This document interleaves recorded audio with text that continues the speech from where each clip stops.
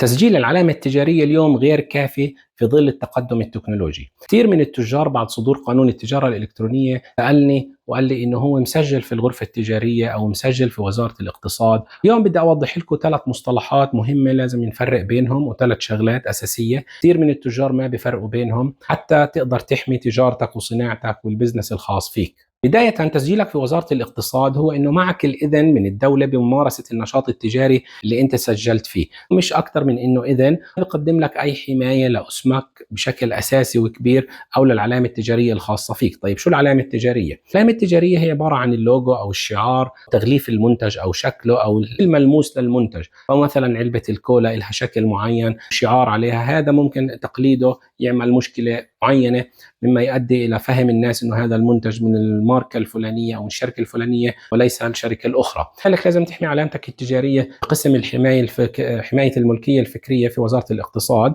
هو منفصل عن تسجيل المسمى التجاري، ومش بالضرورة تكون أصلا مسجل حتى تحمي علامتك التجارية. فعلى سبيل المثال أنا عندي برنامج اسمه الدفتر للمحاسبة، الشعار الخاص في هذا البرنامج قمت بتسجيله كعلامة تجارية تحت اسمي الخاص حتى أحميه من إنه أي حدا يقدر يستخدم هذا الشعار أو الأسم لاحقا. اليوم في عصر التكنولوجيا والإنترنت في عنا إشي كتير مهم لازم التجار ينتبهوا له ويشتروه، اللي هو اسم النطاق الفلسطيني، لأنه صار متطلب في قانون التجارة الإلكترونية الفلسطيني. اسم النطاق هو عبارة عن الأسم، يعني www.مثلا الزاهدي.ps. هذا الأسم لو أنت مسجل في وزارة الاقتصاد ولو أنت مسجل علامة تجارية ما معناها أنك تحصل عليه تحصيل حاصل أو ممكن تكون حاجزه أوتوماتيك. لازم تحجزه بشكل منفصل، لأنه المسؤول عنه هي هيئة مسميات النطاقات الفلسطينية أو بسموها بنينا، وهي الهيئة تشتغل لحالها وهي هيئة مستقلة. تسجيل عندها يجيب الأولوية، يعني الذي يأتي أولا يسجل أولا، الحق في التسجيل للأولوية. إذا أنت ما سجلت واحد سجل هذا الأسم تقدر تقول تقريبا إنه راح عليك.